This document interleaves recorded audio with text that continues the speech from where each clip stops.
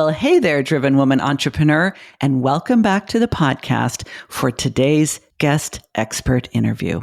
Have you ever been told you should write a book about that? Well, I know I have, and yet today's guest, Hollywood screenwriter turned book coach, tells me it's actually quite rare. Apparently, 81% of people dream about writing a book, yet only 3% of them actually do.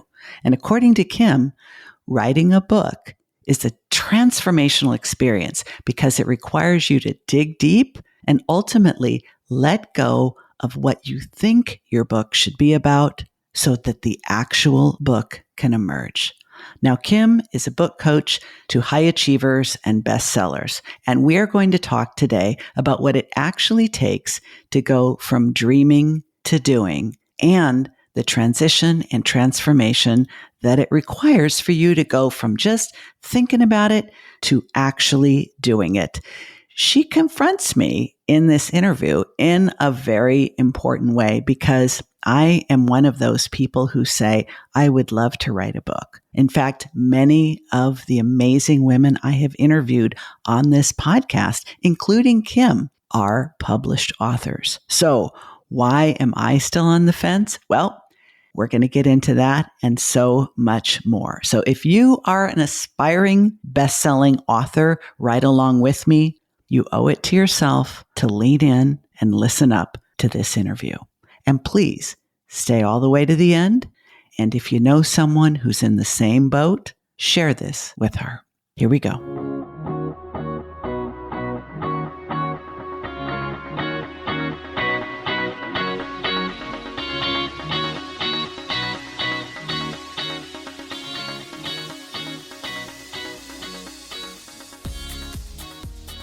So Kim, you and I met, created magic instantaneously. Now we're doing a pod swap. You do something that I have been circling around for years. You're a book coach to bestsellers who help high achievers write excellent books. I mean, what could be better than that, right? That's a great job. It's a great life. I'm steeped in creativity all day long. But this isn't your first rodeo, as they say. Like, you did the whole Hollywood movie producing, screenwriting, and there's plenty of people who would think there's nothing good after that. Like, that is the pinnacle. But for you, it was like, enough of this. Can you tell us a little bit about the transition before we get into all the meat and potatoes about writing a best-selling book? Absolutely. I mean, there was nothing fancy about my movie career. Even when I went to Cannes and walked the Croisette, I had to ice my feet, for 2 hours after from just like pounding the pavement, trying to sell films and get films financed and have anybody who might have a modicum of like authority to listen to you talk about like your scripts you were schlepping along, and we didn't have like little drives and we didn't have all that stuff. You literally schlepped stuff around. So it was never glamorous. I did the movies and screenwriting, and I realized this much more in hindsight later because of my love for story and because of my love for characters. But that was a fiction world that I was in. And so when I moved into book coaching, the biggest transition was nonfiction. I was going to actually sit with people and hear their stories. And at first it was like, am I a container for that? And then I realized I was a very empathic person. I was a very intuitive person. I could hear someone talk about maybe on surface level, something that they had happen in their life, and I could go deeper. And so it seemed like a good transition because of the depth. It's really funny because I read almost exclusively nonfiction. When I was a kid, I read tons and tons and tons of fiction. Now I don't feel like I have time for all of it, so I read mostly nonfiction. But that's a fascinating sort of redo. Now, I know that it wasn't one big flying leap from producing movies and doing screenwriting to, I think I'll wake up one day and I'll start helping people write memoir and other kind of nonfictions book. Did you like stumble into it, fall into it? Did you have a wake up call, or how did it actually come to pass? Definitely had a wake up call. I had gone from filmmaking through a divorce. I was single parenting 2 small children, and I needed something to shock my ego. I mean, that's really what it comes down to. And I got a job at Trader Joe's, and it was definitely a divine intervention because at the time, Trader Joe's jobs were like really hard to get. Like nobody could get a job at Trader Joe's. And not only did I go in and hit the moment right on the time they were hiring, literally that hour, she was like, we were just about to hire somebody. They created an A and B schedule for me for my pickup time for my two small children, which was really beautiful. I did that for about 6 months and then, knew it was time to go. I had enough meat juice dumped in my head in the walk-in freezer. And I ended up as a substitute teacher because, again, it was one of those things where I had been volunteering at the school and someone's like, you can get paid for this. So I was doing that when I went to a business event, and at that business coaching event, and I knew nothing about coaching. I had never been in a room with this many women before. Movie making was a male-dominated business. I was always around men. And I went into this room, and after knowing me for a day, the main coach who was having the event, she goes, you're going to be a book coach. And I was like, I have no idea what that is. And she's like, you're going to figure it out. And I got my first client that moment.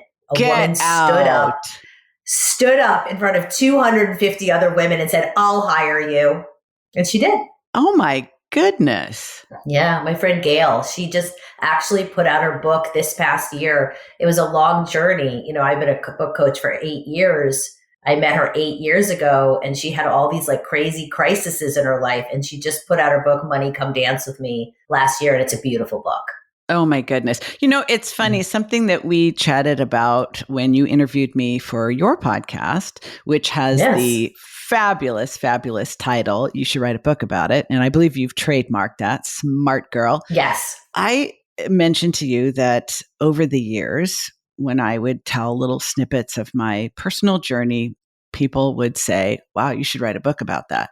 And it happened so many times that I got to the point where I would joke, okay, I'll do it, but only if it's going to be optioned as a movie. And I want Jennifer Lawrence to play me as a young woman, and I want Sharon Stone to play me as a mature woman. Great choice. Yes. Well, I don't know if Sharon Stone is doing movies anymore, but I actually look more like Jamie Lee Curtis, but that part is negotiable. But I never really understood why people were saying that, and throw in the other little bit of statistics that something like, 81% of people say they want to write a book, but only 3% of those people do. So what is it from your perspective? Like, what is this big divide between people who say they want to write a book and those who do? And then what do you look for when you decide to work with someone because you find yourself thinking, they absolutely have a book in them, probably several. Right. Mm-hmm. Yes. And the probably several is very, very true. They just haven't opened the coffers to that yet. They've been on the precipice. Right. So if we take you, for example, let's shine the light on you. Right. And you've had people say to you, you should write a book. And you come to me and you say, I do have like a lot of ideas. And then you go on my podcast, you talk about some of those ideas. And then later you say, I really wanted to go deeper into a lot of those ideas. And I say, that's why you should write a book.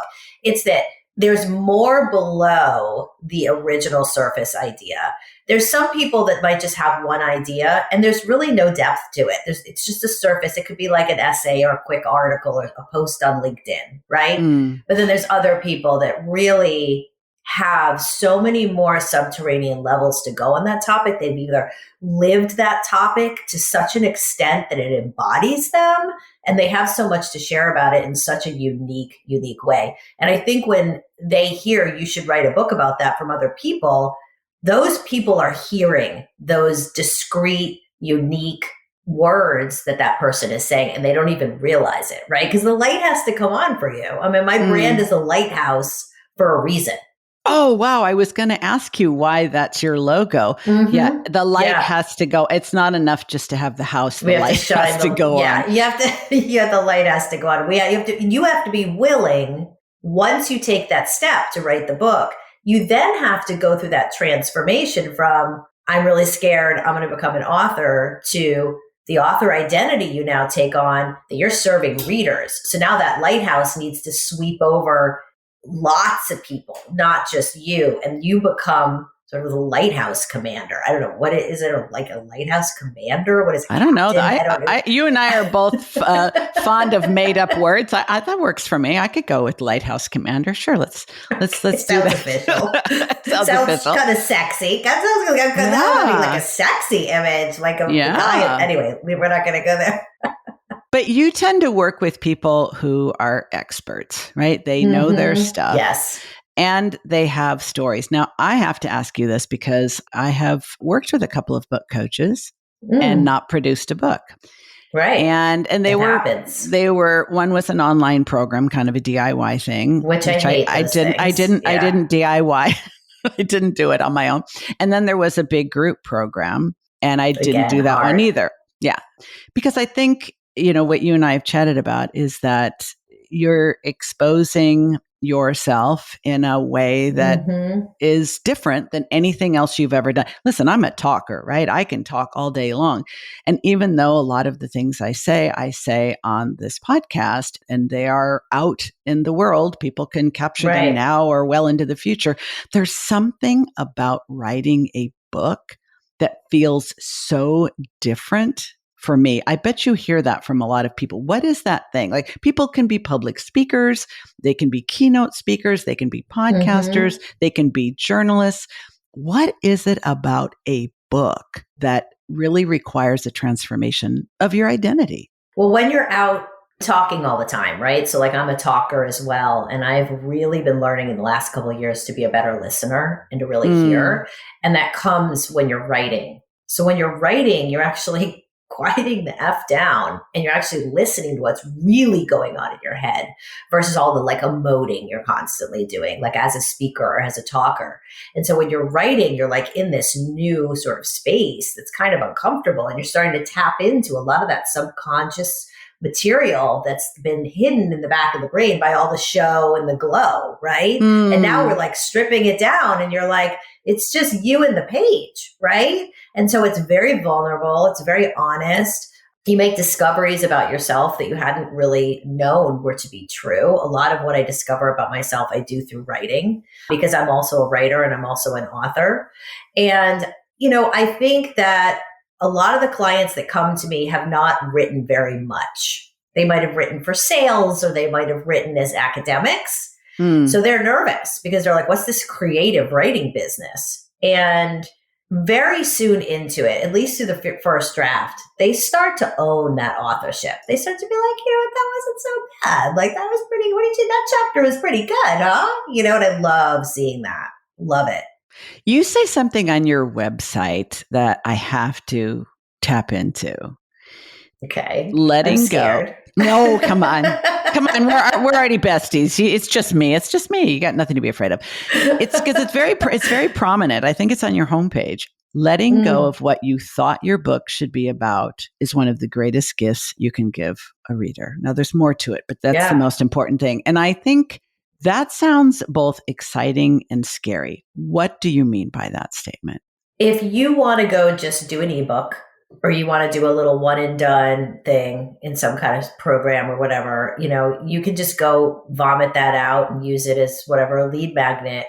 But if you really want to write something that you can like hold and feel and touch, and later like really with your full heart give out to another person to read, that you feel is coming from like the essence of yourself, and you work with someone like me as a coach who's going to see you deeper than you normally see yourself, and I know how to work with writers, and I know how to take the words and shape them into another path, you have to be willing to let go of some of those preconceived notions of what it is you came to write about. That doesn't mean we're going to scrap your brand or something you've trademarked, or I'm not going to be like, hell, it's, start again. There's things we can incorporate, but you also have to be willing to like take a left turn, take a right turn, see where the words are going to lead you, because that's where like that next level of magic is. When I used to work as a screenwriter, I would spend 8 hours writing in one session. And a lot of that was painful, doing nothing. And then on like the 7th hour, I would write the scene. It was the scene, to the point where I would be like, oh my God, it would make me cry. It would make me laugh, and it would be worth the 8 hours. But I had to let go of everything I thought I was in that room to do, and all the anger I felt when I wasn't doing it. Oh, That's so good. Oh my goodness, that's so Yeah. good. Because listen, I first of all, you're talking to a person that has ADHD, and I really fucking hate sitting still for a long period of time. But also the notion that, and I think because you and I are both abuse survivors, you will probably relate to what I'm about to say. Are you familiar with the term toxic productivity? I know, like, overachieving and like doing Okay, and very, doing and very, doing and yeah, doing. very, very, very, Yes. very Yes. similar concept. So it's kind of, maybe it's a sexy new version of kind of the overachieving Yeah. and the perfectionism and the whole cluster All the F. Yeah, buckets. yeah.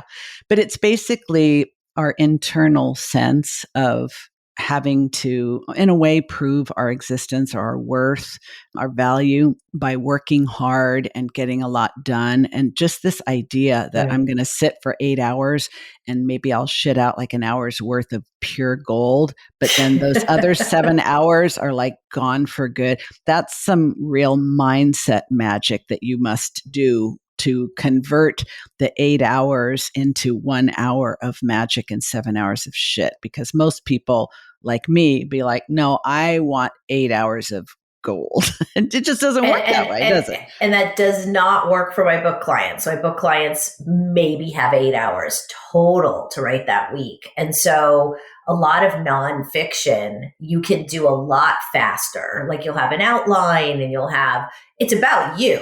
So you're always going to have material. You have to remember, I was sitting there trying to create fictional characters. So I would sit there for a lot of the time going, what would he do? Fantasizing and like, what would happen? Like, and then you'd write something, you'd be like, oh, it's that. And then you'd be like, 2 hours later, be like, oh, that sounds way harder. Yeah, that sounds way it's really, harder. really hard. That's why, like, doing nonfiction, I'm like, let's go. That's why when people come to me, I'm like, no, you don't understand. Like, this is easy in comparison to like writing a screenplay, but they don't have that perspective. So I would never say that to anybody I'm coaching. But in my mind, in terms of my confidence as a coach, I know what their capacity is because I know what happens in fiction and on the other side.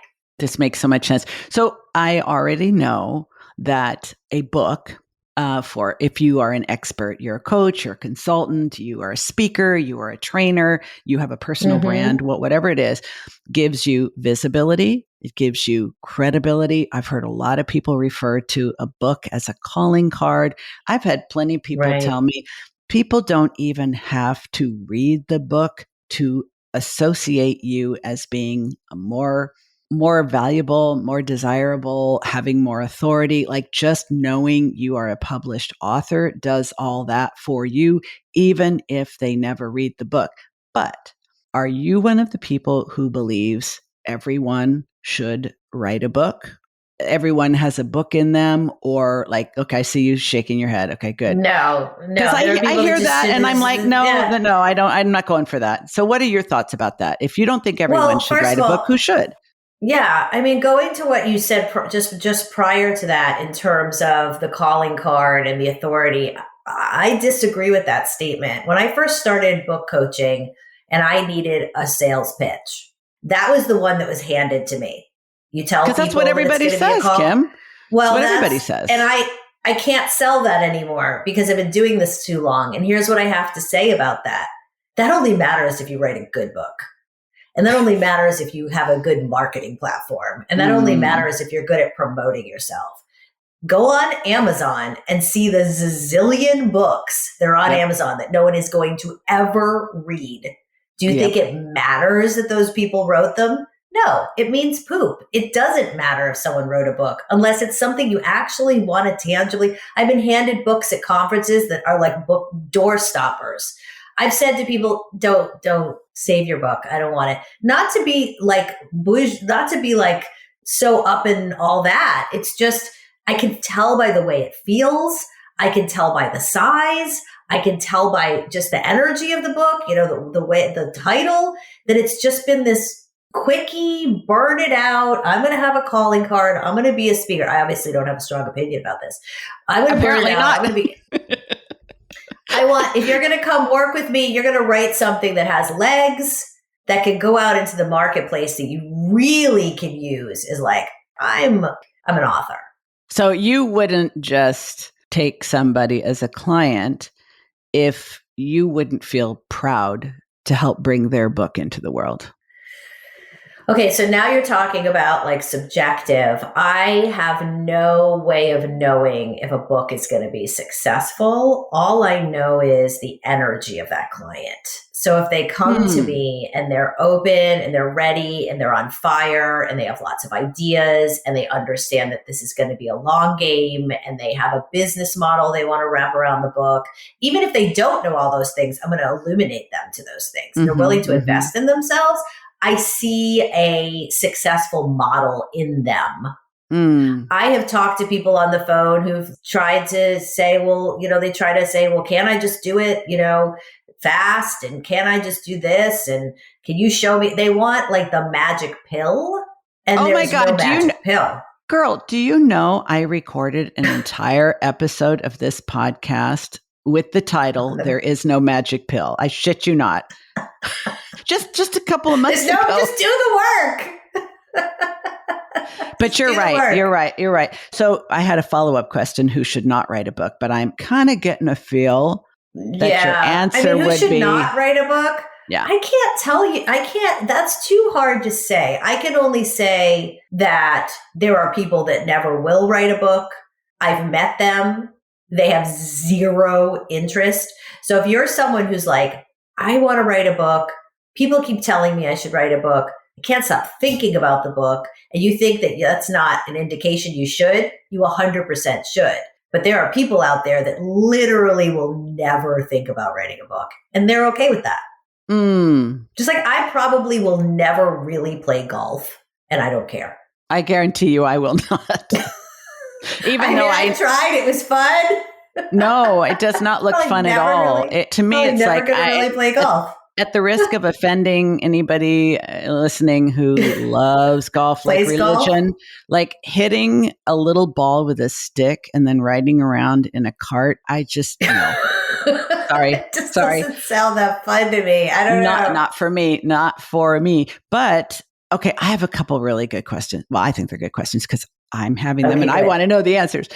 Does your book need to mirror your business? Because the other programs that I have been in, they are for people who are business owners, coaches, consultants, agency owners, small brands, who believe that they need to have a book to sort of give them visibility, credibility, and so forth, as we talked about. And usually the book kind of mirrors their business. Right. But you have written a book. It's actually available for pre-sale now. I will link to it in the show notes. And it has nothing to do with book writing. Like you wrote a book about recovering from sexual abuse and being able to talk about it. So that book topic, you didn't, in other words, you did not write a book about how to write a book. You did not write a book about how I became a book coach or how I left one industry and did something. You wrote a book about something completely unrelated to your business. It's not though. If you think about it, everyone that comes to me in some way writes about some kind of trauma to triumph.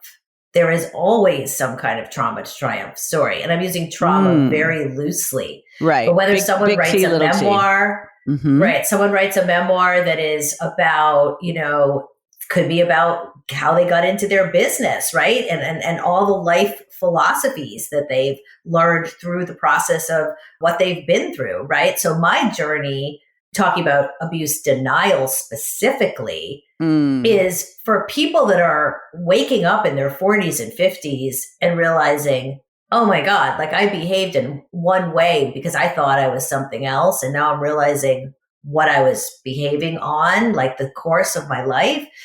Also, I'm a good writer. So it's important for me to show anybody that is interested in hiring me that I actually know what I'm doing. I'm not just a coach because I took a certification program. I am actually the real deal. And I have a second book that I just finished writing about buying a house, which helps show women, single women, that you can do that in Los Angeles, but it's also metaphorical and it's also like emotional. And again, it's a well-written book so that it is kind of a business thing. Because one of the things that I kind of have been hung up about, maybe you just cured me, I hope so. is the notion that if you are a consultant, if you're a coach, strategist, whatever, that you should be writing a nonfiction book. But from what you're saying, it sounds like memoir is actually potentially more powerful. So for those who are not 100% clear on the differences, like writing a memoir versus writing I guess you would call it a self-help or how-to book. If you're dealing with a coach or a consultant, which direction would you encourage them to go? Because chances are they could go either way, right? Well, I'll give you an example of my client, Kristen Noel. She has a company called Best Stuff Media. She's had a holistic media platform for a very long time. And she came to me and she said, I really want to write this memoir about the experience I had when my husband was caught churning on Wall Street and was put into jail for many, many years, and how it she went from this life of being a fashion model but at the same time of writing this memoir, we started discussing how she had been divorced twice, like you and I. And she had these like incredible insights on like how she dealt with this relationship with this man who was in jail, who was the father of her child, right? And I would say to her, you've got really like a lot going on with divorce. Like you really understand divorce. And like literally we started talking about her becoming a divorce coach. She now is a divorce coach and just finished creating a divorce coaching program with her husband. And they just launched a program and they have clients. Her memoir is not even published yet. Not even published yet. Too bad I don't play the ponies, because you sound like you're pretty good at picking winners. I love that.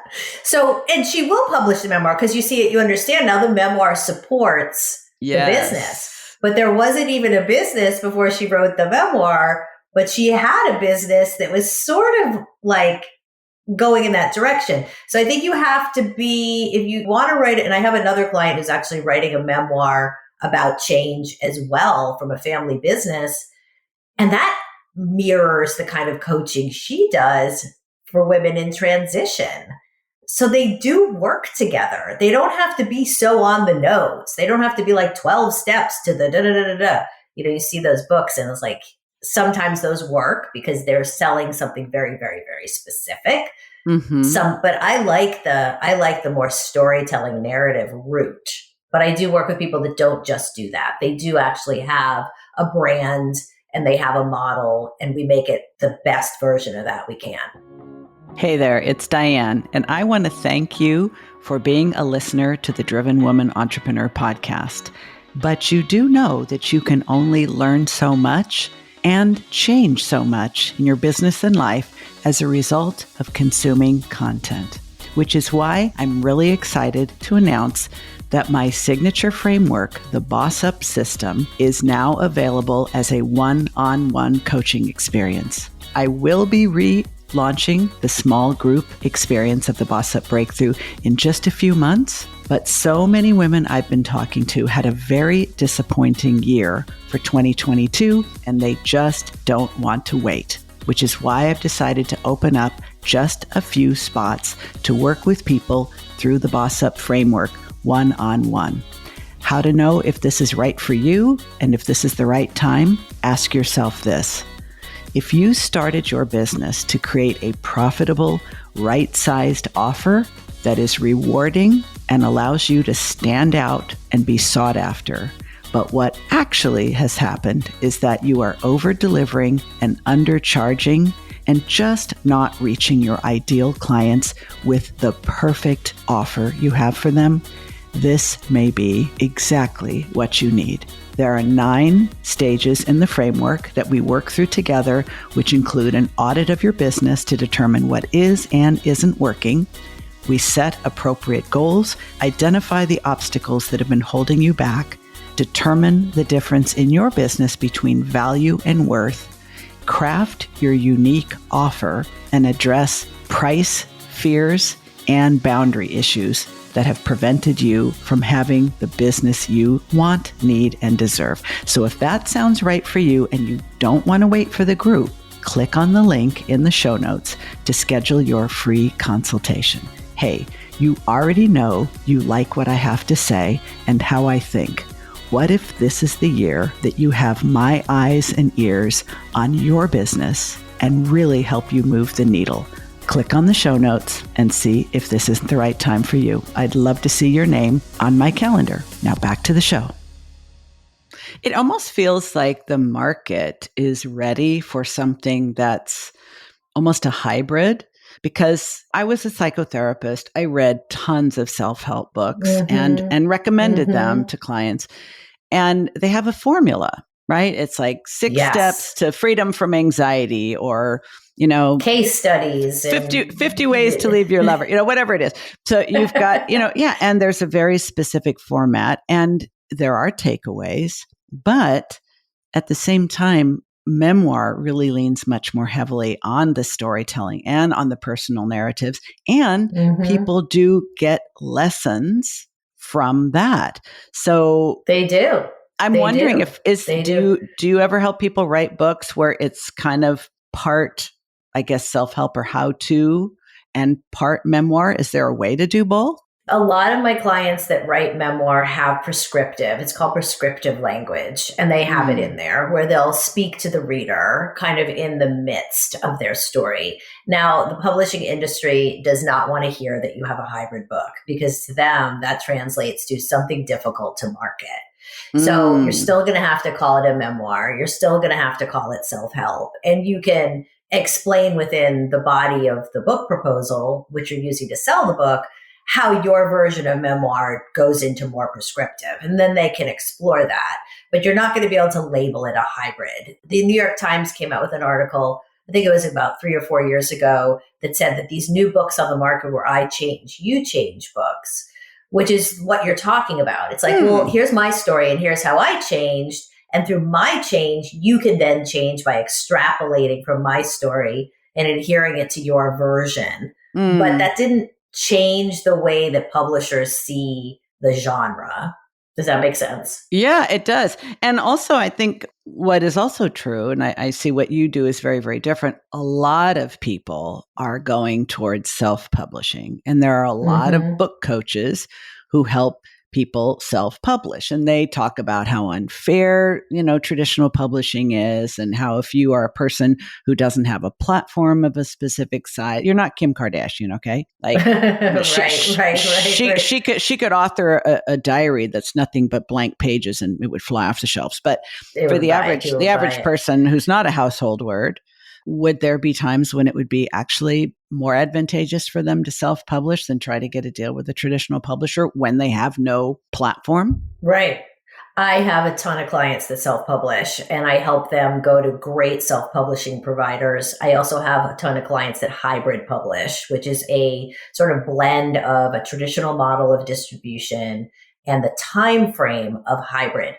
Traditional, I always say, the biggest caveat with traditional is that you need an agent to get in with a traditional publisher. So you have the journey of trying to get the agent first.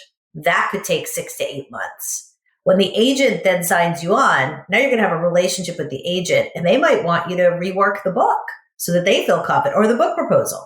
Then they're going to go out with the book proposal and they're going to try to sell it to the publisher. Say a publisher picks it up. You're looking at 2 years before that book comes out. So if you're someone and you've written a book and you're ready to use it at your conferences next year, you're going to want to self-publish because you're going to want those books in your hand in 3 months. But if you're someone that wants a higher level of cachet to say, I've written something with Penguin, or I've written with something with a small press that's distributed by Little Brown or Simon Schuster, you're going to have to wait. And if you're willing to wait, then that's the decision.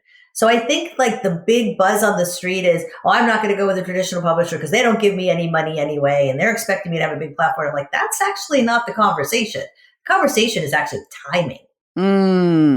And creative control, it sounds like you're saying, because once you're working with traditional, isn't it true that they can change the title? They can, it's not. Well, it's a relationship. You have to be willing. I mean, so my book, No Longer Denying Sexual Abuse, originally was a memoir. And this is an interesting story. And it came out in 2015 as a memoir called Kicking Abuse in the Ass. And the publisher didn't do anything with it. And I also wasn't ready to come out as an abuse survivor. So I buried it.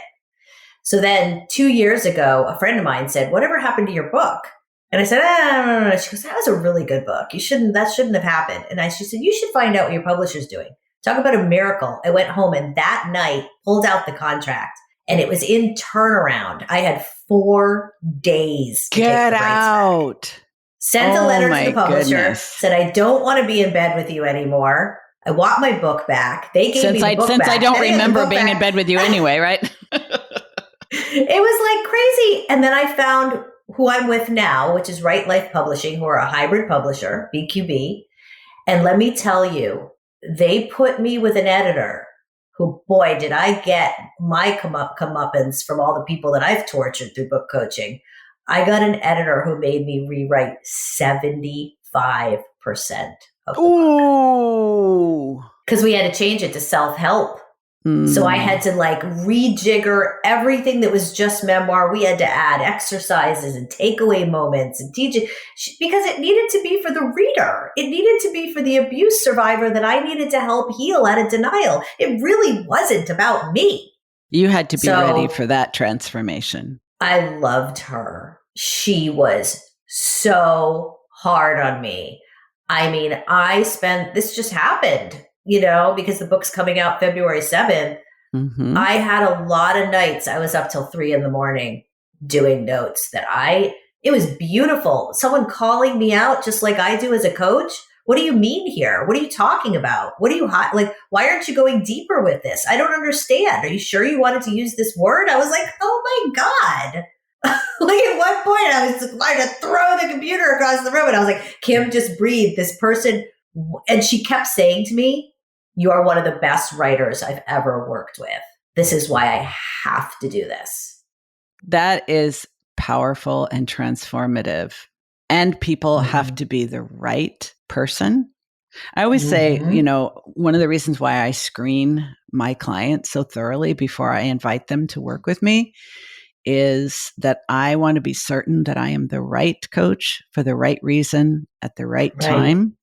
And that they really know what they're getting into and I have powerful personalities and you have to really be committed to your outcome and rigorously honest with yourself and the person that you're working with, because you said, I loved her because she was so hard on me because you knew that's what you needed that's what produced results. To the best work. Yeah. To get to the best work. I trusted her. And it's a trust thing, right? So when you take on when a client signs on with you, Diane, and they are saying, I want that transformation that you've had. I believe in the power of your coaching. They have to trust you at least 75%. I'd say at least 70%. I would never ask for someone to trust me 100%. That's asking for too much. But if you can trust me 75%, we'll close the gap soon. It's so funny how many of the same expressions you use that I like, the magic pill and closing the gap and closing the gap. Like I say, this is what I do because I work with high achievers and people who can get like 70 to 85% of the way on their own and then they get stuck. I help them close the gap to get all the way there. So you've already to the finish line, because you know what? 75% of the way, you don't get any of the accolades. You're not done. Like you do all that work. You know what it reminds me of? Now they have a more streamlined process. But before I had my first colonoscopy, I had to drink all this nasty. I love how we just went to colonoscopies. You're by the way. so welcome. Like, that was so smooth. Because I can talk about that. It's like one of my I'm not being facetious. I could talk about colonoscopies forever. So go on. Well, okay. We promised each other a hard stop at 45 minutes, and I aim to deliver. But here's the thing. What got me through, and the prep is so much more streamlined now, but before the first one, like you have to drink so much of this nasty ass liquid for so on and on and on and on. And I literally at about the 75% mark where I'd spent hours drinking this stuff, I was lying on the bathroom rug, like sobbing. I did not want to continue. And my husband comes in and is like, what the fuck are you doing, Diane? And I said, I just can't do this. I just can't do it anymore. He says, you're almost there. You just have a little bit more to go. I can't. He says, your doctor you're adopted. You have like no known medical history. You need to do this. And if you don't see this through, you're going to have to start all over. Again. And Such I a great literally story. like, fuck this. I just got up and I started chugging the stuff. And of course I got through it because I realized you're right. 75%. It's not like you get partial credit. Okay. You write 75% of your book and you don't finish, you get 0 credit. It's like you did nothing. It's like you did nothing. And the opportunity cost, the sunk cost of all that you did that is now gone to waste. So how does somebody know when they are actually ready? Because I'm sure I'm not the only one who is thinking, I really should stop faffing around and write a freaking book. How do you know when you're actually You have to be sick and tired of being sick and tired. How did I know you were going to say? You have to be sick of yourself making excuses, right? Is that it? Is that the bottom line here? I have to give you, I know we're running out of time, but I have to give you a very quick analogy to your counterpoint, your colonoscopy. Is I was dying. I have to tell my version, but it's not going to be. So I had for 9 months, 8 years ago, when I first, right before I became a book coach, was choking and gagging for 9 months and convincing myself that the fact that I couldn't eat and food wasn't going down my body was anxiety. I was like, okay, I'm just anxious with life change, right? Yeah. When it became evident through an endoscopy that there was something very wrong with me, I had to go do a test called a Heller myometry. And this thing was like they put a Hannibal Lecter like mask on your face and they strap this tape to you and they put a carburetor hose like thing that's metal up your nose, down your throat, and into your stomach. And you cannot be asleep because they need to fill you with goo to see if you can swallow or not. Meanwhile, you've told them you can't swallow. But they need to get the insurance to agree for the massive surgery to fix the esophagus. You have to prove you can. And the nurse comes over to me and she just says this plain as day. She goes, here's the deal. 75% of people abort the test halfway through. They never get the surgery. Are you going to be the 75 or are you going to be the 25 and get well? And I was like, I'm going to be the 25. And at one point, when it got really intense, I looked over her and all I just thought was, I'm going to be the 25. And I've carried that lesson through to everything I do. If you want to get better, if you want to write a book, if you want to be healed, if you want to be happy, you got to go the whole way. Please, let's stop with this, because if that is not the ultimate mic drop moment in 2.5 years of this podcast, I don't even want to know what is. You are phenomenal. I am so very grateful that we met, that we connected, and that our story is just beginning. So thank you for being my guest. So much incredible wisdom here. I mean, I'm literally gagging up just imagining what that was, but such a powerful lesson. Powerful. This woman that has no idea what she changed for me that day. She was just doing her job. Unbelievable. And yet she was doing her job at a level of compassion and understanding. Yes. And she freaking coached you. She coached me before I was a coach. I know. Amazing. I just got chills. I know. Thank you, my friend. I can't wait to share this.